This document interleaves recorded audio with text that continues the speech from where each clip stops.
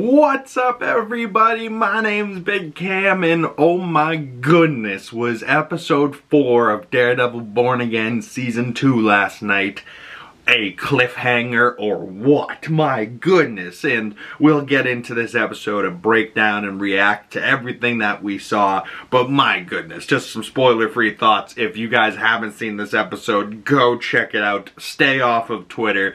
Oh my goodness, right? Like, and there's big spoilers, but it's also like, you know, we don't know what happens next. So like, you know, I'm a little apprehensive at like being like committing to what we just saw. I'm like, you know, but I'm also somebody that thinks Foggy's still alive, so I don't blame me too hard for being a little bit speculative. But this episode was nuts, and this episode 4 is titled Gloves Off. But if you guys missed last week, episode 2 and 3 aired at once, and if you guys want to go check out those breakdowns for the episodes that have already aired, they're already out on the channel, so go please support the channel and other videos that I put out. But just to jump right on into it, Daredevil Born Again episode 2 was titled Shoot the Moon, and previously on Daredevil, Fisk prepares for a boxing match that we'll see in this episode, but seemingly kills his boxing coach. Meanwhile, Bullseye is helping Matt, watching his back, but he's also watching Vanessa. So what is Dex up to? Matt and Karen are leading the Resistance in Viva la Resistance, and they dance in their little hideout, but then the AVTF attack Josie's bar and they fight back and Matt saves Josie, but Karen takes an AVTF agent. And that leads us into episode 3 titled The Scales and the Sword, which was a sick episode. But Matt is super jacked at the beginning of that episode, and Jack Duquesne has an unjust trial and is found guilty under Fisk's new laws and corrupt system. But with the access card that Matt and Karen got from the ABTF officer, Matt is able to break into Red Hook, and Daredevil and Swordsman together fight the ABTF and have this great fight scene, and they are able to get all of the prisoners out of there. And Swordsman drives them away in an armored truck, but just when they think that they've gotten a little victory against Fisk, Fisk blows up the Northern Star, killing the salvage crew still on board, and is most likely going to blame Daredevil and Swordsman for this and make it look like it's a terrorist attack and not just him covering up his ass. But that then leads us directly into this episode 4, Gloves Off, and we open on a blue Marvel Studios logo, as this is a big old Dex episode, or at least starts out in Dex' point of view, as we see Dex going through his morning routine, as he's cooking some eggs, making his bed, doing some push-ups. He feeds Mrs. Smithers' cat an egg, and Miss Smithers thinks that his name is Tony, so it's just funny that out of, you know, New York, everyone knows Bullseye, like that case was huge. Everyone knows that he killed Foggy Nelson and then got sentenced to life in prison, was on a murder spree, killed 11 people that night. You know what I mean? Like, almost everybody in New York probably watches the news and knows Dex's face.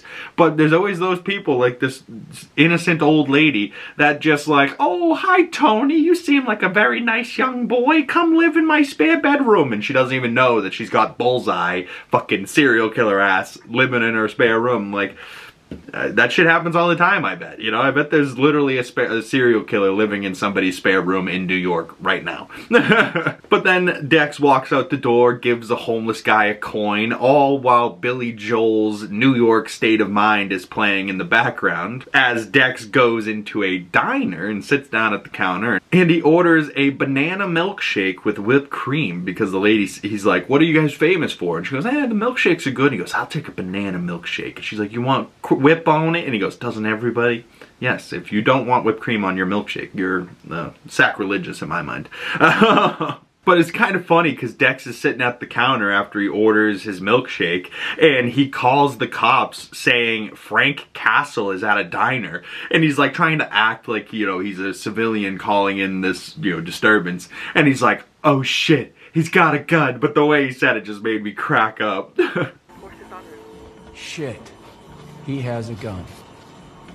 Try to find a safe place. So Dex is having a little dessert, a little milkshake, and a murder of a bunch of ABTF guys that rush into the diner looking for Frank, but only find Dex. And Dex hits the first guy with a toothpick through a straw right into the eye, and then he kills 5 guys real quick with a ricocheting, silverware and forks and knives, stabbing these guys and killing them. The rest of the ABTF guys then open fire on Dex, and he dives over the counter, and he looks at the server behind the counter, and he's like, that was a really good milkshake.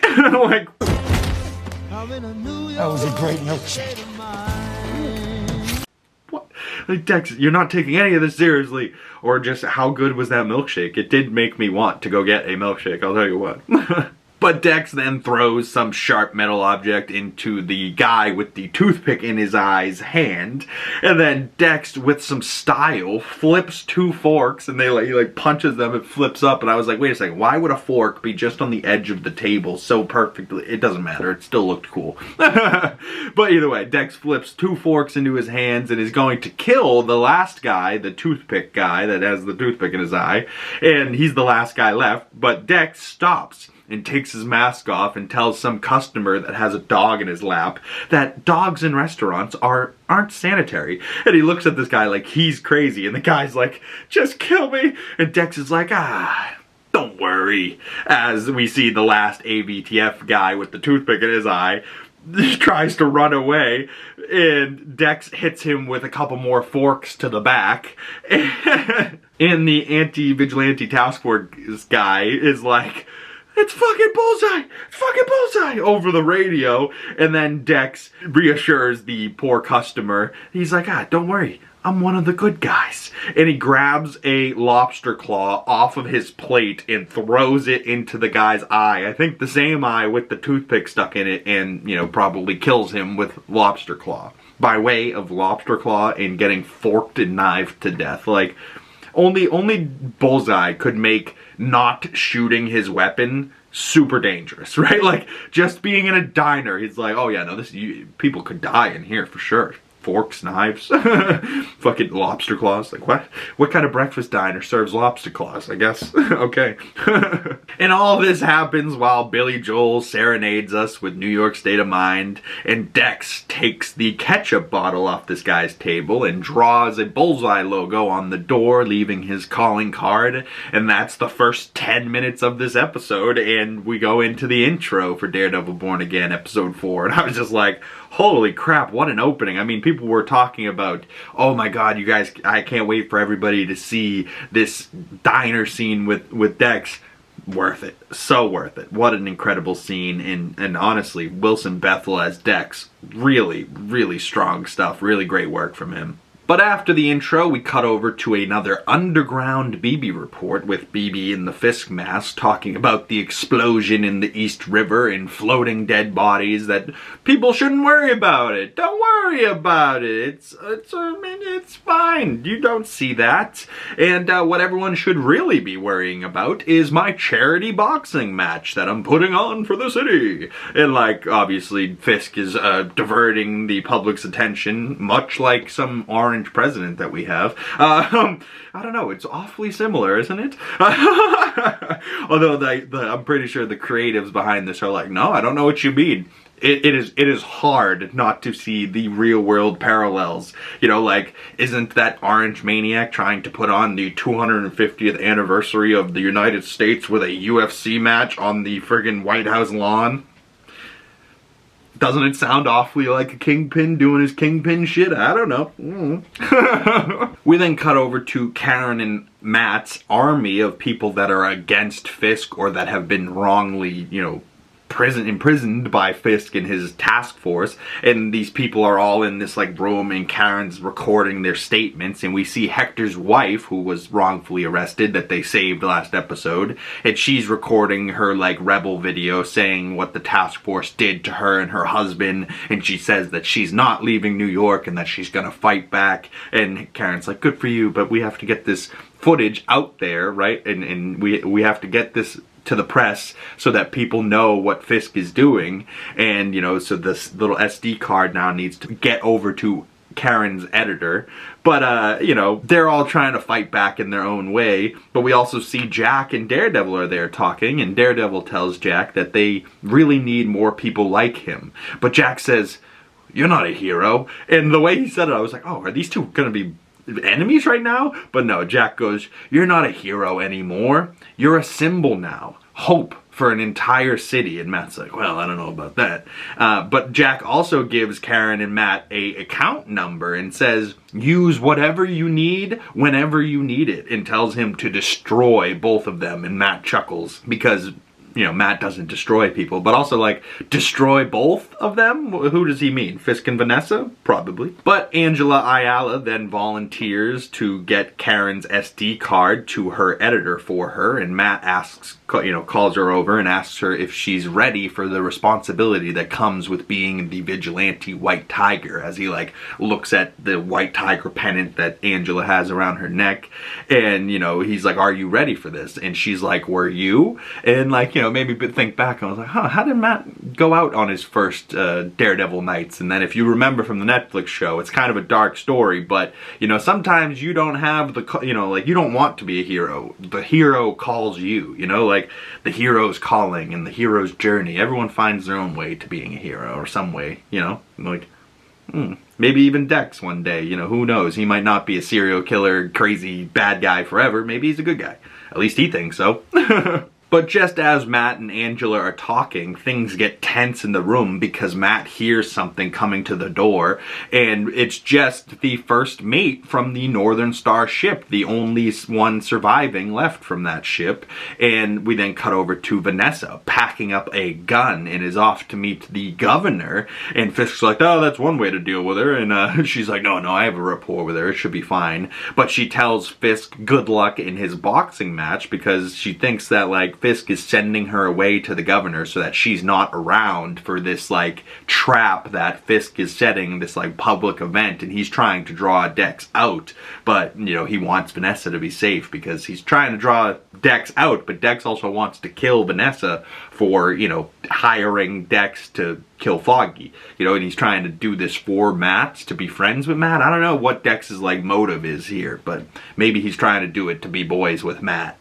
We then cut back to see the first mate tell the group that, you know, what the cargo ship was and, like, why they sunk it and what their orders were from Fisk. And he says that all the paperwork was signed off from the Kingpin, but he says it in, like, a foreign language, but it translates to the Kingpin. So they knew that, you know, he was the one that was in charge of this boat, and they knew it was the mayor. But, you know, he didn't sign it Wilson Fisk, he signed it Kingpin, you know, and, like, everyone knew what was going on, and they were told to sink the ship if anyone boarded, and Daredevil boarded, so they sunk it. Matt and Karen will have to have Kirsten McDuffie, an attorney, hear his statement, so they're going to have to get Kirsten over to them. But Karen also puts together that the boxing match is at Fogwell's, their old boxing gym. And in the Netflix Daredevil show, we saw, you know, Fogwell's gym quite a bit. You know, Matt trained, you know, his father boxed there, and you know, trained there when he was younger, and Matt as a kid was in there. But also Matt used to train in there, and, like, I'm pretty sure Matt and Elektra in, like, season 2 had sex in the ring in Fogwell's, you know, so, like, just an interesting little detail there. But I don't know if that Elektra will ever be canon to this Daredevil show. I hope so, but I don't know. But I also thought it was interesting, like, when him and Karen are talking about this, we do see flashbacks from the Netflix Daredevil show of the young Matt Murdock, you know, and the same kid actor reading some Braille at the gym. And we see shots of his father at the gym, you know, and, like, talking to the mob guys that end up, you know, killing him. Poor battling Jack Murdock, but he went out swinging. But Matt, now that he's, like, thinking about where the fight is set, he's like, yeah, Fisk wants him there. And Karen's like, or is it a trap for Bullseye? So Matt is off to find Dex so that Dex doesn't walk into this trap too, but also doesn't want Dex just to kill Fisk for no reason, right? Like, Matt wants Fisk to rot in jail forever. He doesn't want him dead, although killing him might be easier. But But so Matt's off to find Dex, and Karen will handle Kirsten McDuffie in the first mate, and they kind of kiss goodbye and they exchange I love yous, and I was just like, oh, so much progress between these two. They've come so far since Netflix Daredevil season 1. Oh, I absolutely love Matt and Karen so much more than Matt and Heather. Screw Heather, she's a traitor. We cut over to Dex as he throws a knife into his TV screen when he hears that there will be extra security at the event tonight. Maybe he's pissed off about that, or maybe it doesn't bother him, and he's like, let me just see if this knife's sharp enough, and it goes right through his TV. He's like, yeah, it's good. We then see the AVTF and Powell and Cole North leading their little group here as they bust into Murdock and McDuffie, the law firm, and they harass Kirsten looking for Jack Duquesne as they, he escaped and he's supposed to be in jail, and they're blaming him on the terrorist attack at the port, and she's like, you need fucking evidence for that. She's like, they're like, yeah, whatever, you also need a warrant to fucking search this place, but because he's task force under new Safer Streets initiative, they can do whatever they want, and yeah, it's real trouble, these guys. But Powell leans into Kirsten McDuffie and says, tell Matt Murdock hello from us, and she's kind of like, how do these guys know Matt Murdock? But like, she doesn't even know if Matt's alive, but you know, it is what it is. And the ABTF guys destroy the place as they're walking out like a bunch of assholes. But we then cut over to Fisk and Buck, and we need to find them and plug them, Fisk says to Buck. And he's like, you know, really pissed off at Daredevil and Karen and Dex, and he's like, we gotta kill these fuckers. You know, they're causing problems. But Mr. Charles interrupts their conversation, saying, Wombat shit cubes. They're literally shitting bricks. And he's talking like their Lego bricks are like the blocks of shit. And he goes, they make like little caves, and that's how they woo women. Isn't that crazy? Wombats is some crazy shit. But why is my non-cube shitting ass sitting on a box of guns and bazookas that should be sent to Guinea-Bissau by now? And like, oh god, friggin' Matthew Lillard just eating up dialogue in this conversation. I have a little clip of him talking, and I loved the line of like, why is my non-cube shitting ass sitting on this box? Why is my non-cube shitting ass sitting on a pile of HK-416s and rocket launchers and other assorted weapons when all of this is not supposed to be in a warehouse in Brooklyn? It's supposed to be on its way to Guinea-Bissau to win the hearts and minds. Because Daredevil knows it's in New York. People need these arms.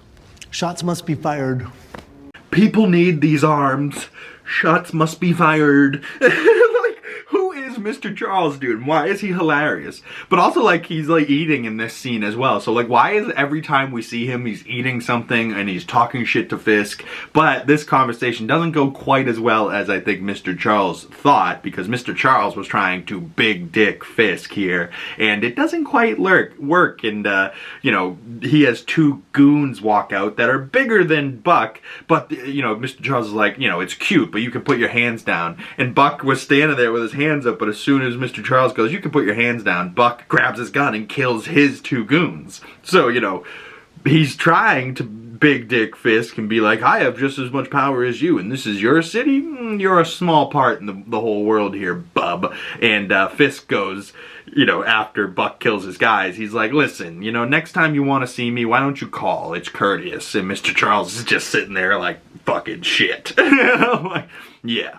But I have a feeling Mr. Charles here and Daddy Fisk are going to be butting heads towards the end of the season. And I hope it doesn't end in Mr. Charles getting his head smushed like Commissioner Gallo, because Matthew Lillard deserves to be this character much more. You know, we haven't seen him a whole lot, but he deserves to be chewing up dialogue like he does in this episode for the rest of the season. We then cut over to Karen with another terrible wig as she's talking to Kirsten at her office, and Kirsten's apprehensive at first to help them, and you know, she asks about Matt, and she's like, where is he? And she's like, I can't tell you that, but he's safe. And she's like, all right. She's like, you thought you knew people. And Karen's like, you do. And she's like, all right, what do I need to do? How much will it cost me? And how much will my life be at risk? You know, but like, you know, Kirsten agrees to help Karen and Matt. But then we cut over to Vanessa meeting the governor. And the governor says that she would never be able to sleep at night backing Fisk. But backing Mayor and Mrs. Fisk, the governor is willing to do. So the governor isn't shutting down their plan. So this is another thing that Matt and Karen were trying to do behind the scenes to fuck over Fisk, but it doesn't quite work. But hey, who knows? Maybe this governor, because of the events at the end of this episode, maybe she will shut down Red Hook Port because of the charter that they sent her. But who knows? Who knows? I would like that to happen, just to fuck Fisk, but the more Fisk is in power, the more interesting things get, you know, for the show. But, you know, as like a human being living in the world, you want to see Fisk in jail. You're like, come on now. We then cut over to see Matt disguised as an AVTF guy, and he goes to the diner crime scene left behind by Dex, and he finds a coin at the crime scene, and he's like, oh god, this is a mess. Blood everywhere, and just glass everywhere, just a real crime scene here. But he finds the coin from his church. So Matt goes back to St. Agnes's and kneels and says a prayer to St. Lucia, and he talks to the father in training that we saw Dex talking to earlier in the season, and asking that father about Matt's mother, and the father tells Matt about this, but Matt asks him about Dex, and Matt's like, yo, listen, when I find him, I won't kill him, okay? But I need to find him. And the father tells Matt that Dex's window is close by. He listens to the church bells in the morning, and Matt like does a little bit of his superpowered hearing to figure out where Dex is and gets his location. But Matt comes back dressed as Daredevil, and Dex and Daredevil have a crazy fight in his apartment, and Dex throws a CD at Matt, and you know, Matt catches it and throws it back, and it's like this pretty sick fight, and they're pretty evenly matched too, which I thought was interesting. I was like, oh wow, these guys are kind of good together, you know, fighting against each other, but also like, who's gonna win when they're pretty evenly matched? But I also have the full clip of this fight in his apartment, and I love it, so why don't we check it out?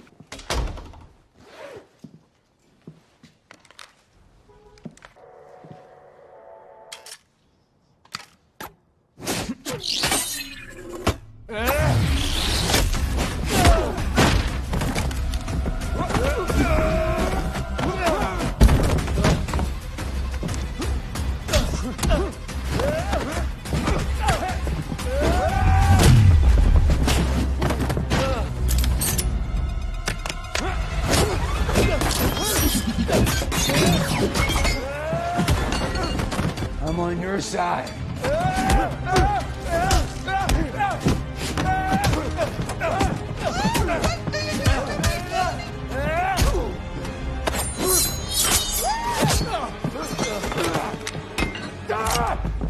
One good deed!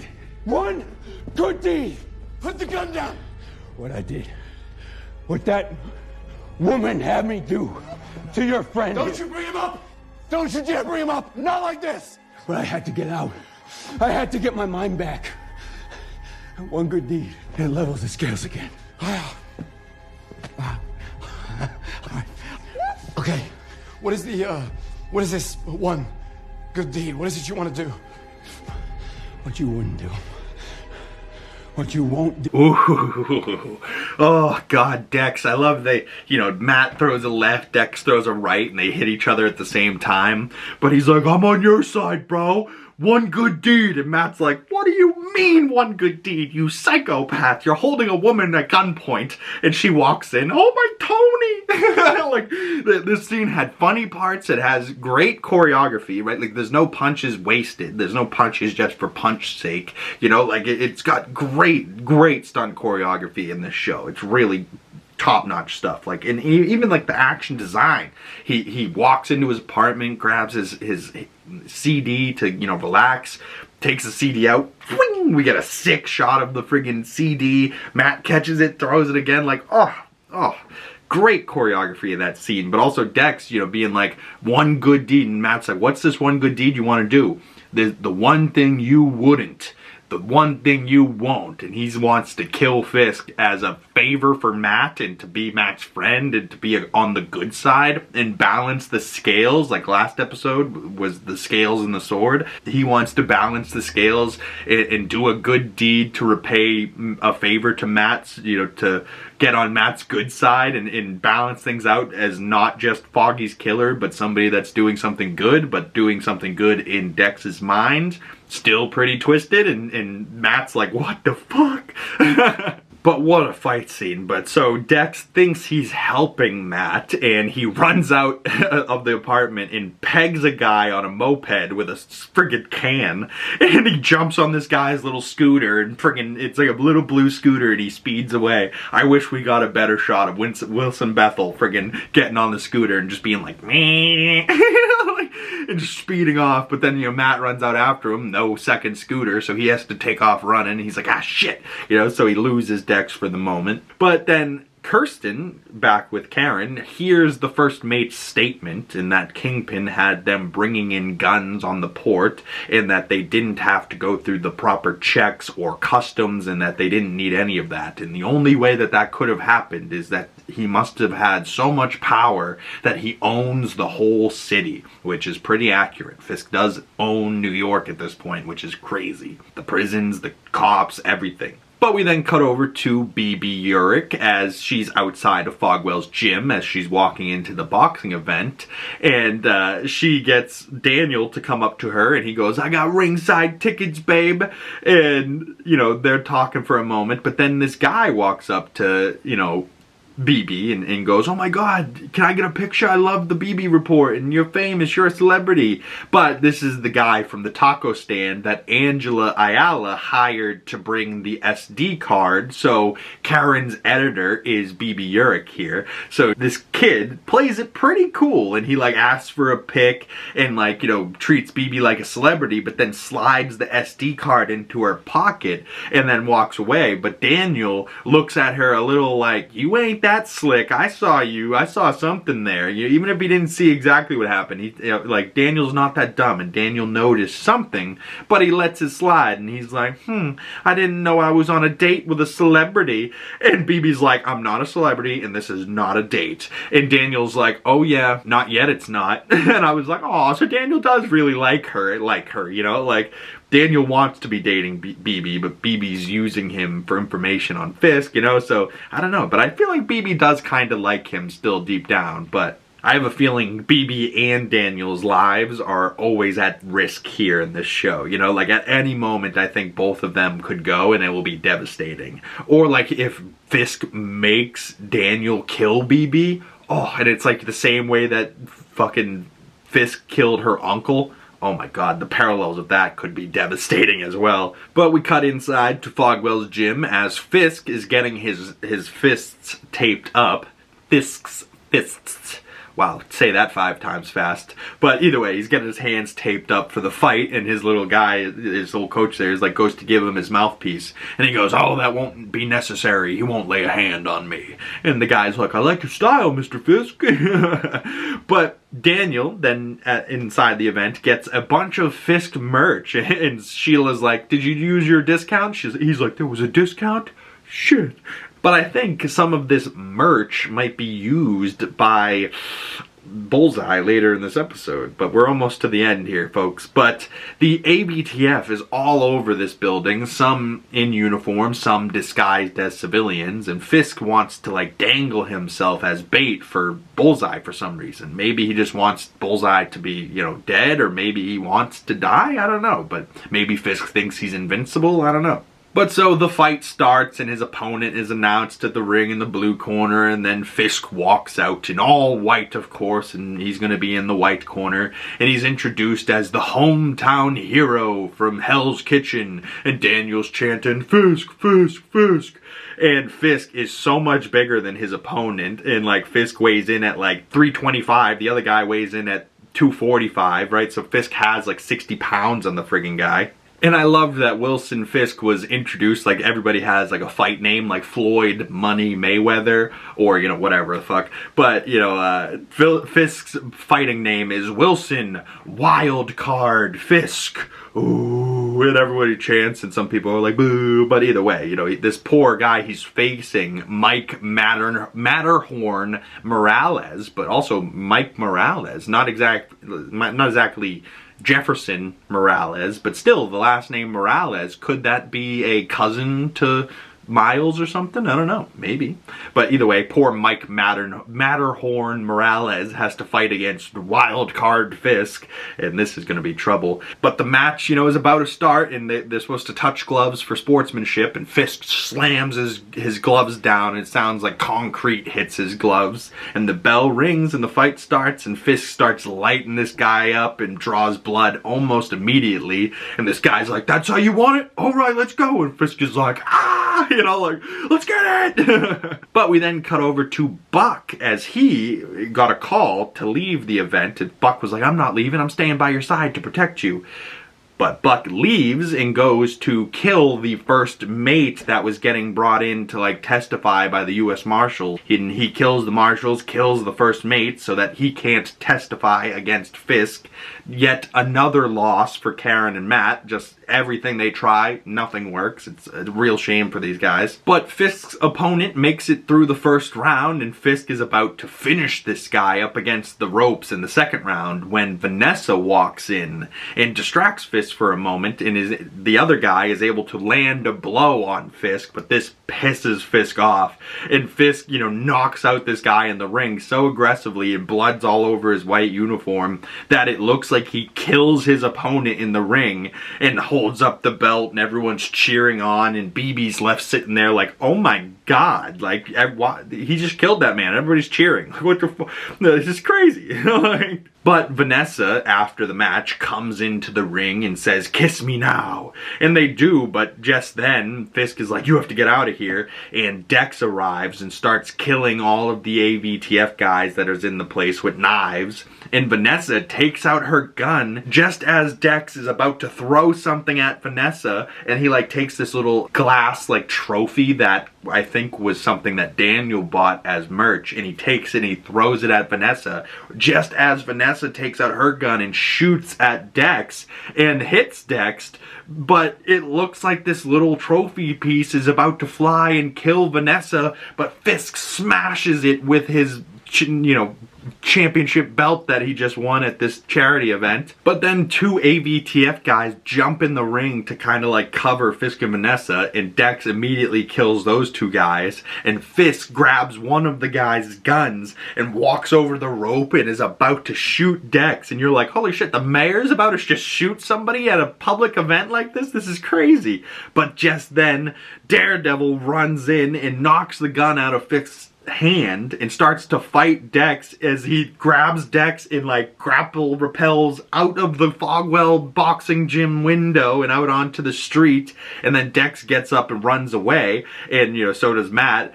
But it's like, holy shit, these guys, I thought this was gonna be a bigger thing with those two fighting in Fogwell's gym, because we saw through press and paparazzi photos of last year them filming this scene. I didn't think it was gonna quite be the ending that this episode gave us, but so Dex and Matt both run off, and we cut back to see that Vanessa and a piece of the glass knickknack that Fisk knocked out, a piece of that glass went into Vanessa's temple, and she's bleeding, and she seemingly dies, and is in the middle of this ring right where Matt and Elektra fucked. So did she die where Matt came? Interesting. Either way, credits roll on episode 4, but I was like, oh man, I thought Fisk was taking off the gloves off for this boxing match, but now I think Fisk is not going to be holding back, and he's going to take the gloves off in the title of this episode,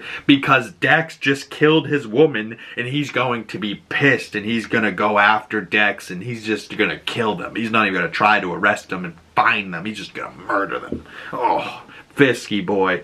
I thought Fisk was dangerous before, and he was, but if Vanessa just died right here, he's going to be even more dangerous. Oh, absolutely devastating stuff. But I love the shot of them going out of the window and Fisk in the ring as we both just see them blast out of the Fogwell's window. But Fisk then turns around and sees Vanessa, and it's devastating stuff. Wilson.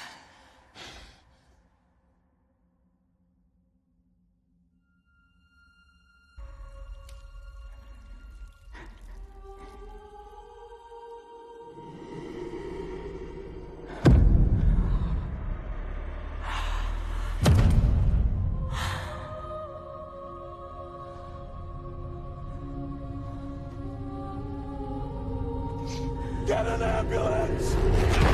Somebody, please!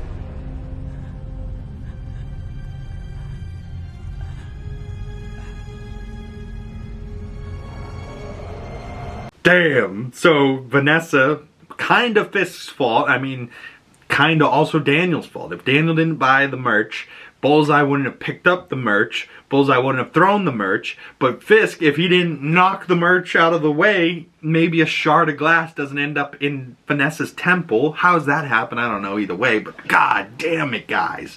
The shard, the shot of the shard in the side of her head is crazy. But then like the shot from above of like Fisk's championship belt and like the blood all over the ring and Vanessa just like dying from above, like, oh, devastating. But also just like the shot of her all white dress covered in blood reminded me of the rabbit in the snowstorm. So now, you know, everything in their life, you know, ends up back with the rabbit in the snowstorm, something all white covered in blood. And it just like really good symbolism there. But I was like, damn, poor Vanessa, glass to the head, you know. And it's a cliffhanger, so we don't know if she dies, you know, maybe she survives from this and they get her to the hospital, but, you know, it doesn't look great for her. And, you know, if she does die here, she dies covered in blood, just like the rabbit in the snowstorm painting. And maybe if she's really is dead, maybe with the line that happened a couple episodes ago where her and Fisk were talking about how many worlds are there, and I had said that, you know, maybe they're trying to do like an Into the Spider-Verse and Fisk is going to be conquering other worlds. I didn't think it was going to be this, where like, you know, in that Into the Spider-Verse, Fisk's wife died, and that's why he creates the Super Collider to be able to go to a different universe to find his wife and child again. So maybe that's what Fisk will end up doing. Maybe we will get like an Into the Spider-Verse style of Fisk story here. And, you know, maybe he's going to go down an arc like that Into the Spider-Verse, and he will be trying to do some multiverse shit to get his wife back, you know, and maybe that will lead them into Avengers Doomsday or something. I don't know, but this is only the halfway point, right? We still got 5, 6, 7, and 8 for the rest of this season, so we still got 4 more weeks of Daredevil Born Again Season 2, and then on that 5th week, we have John Bernthal's Punisher special presentation, Punisher One Last Kill. So I am so excited for what's coming down the line here, but boy oh boy, what a devastating episode, and like crazy spoilers on Twitter and stuff, so anybody that like didn't see this episode, if you're this far in, you know, you already heard all the spoilers, but my goodness, wow. Wow, oh wow. I can't wait for next week. But also, like, there's so many other shows on right now. Like Invincible Season 4 is out, I think. And The Boys Season 5 is just coming back. But, Daredevil Born Again. I was going to start, you know, doing some work on those videos last night. But I was like, you know what? No, I want my mind to be purely on Daredevil. And it kind of is terrible because me and my roommate are just, you know, getting into Daredevil Born Again. You know, we just watched the finale of Season 1 last night, so he's going to start Season 2 tonight.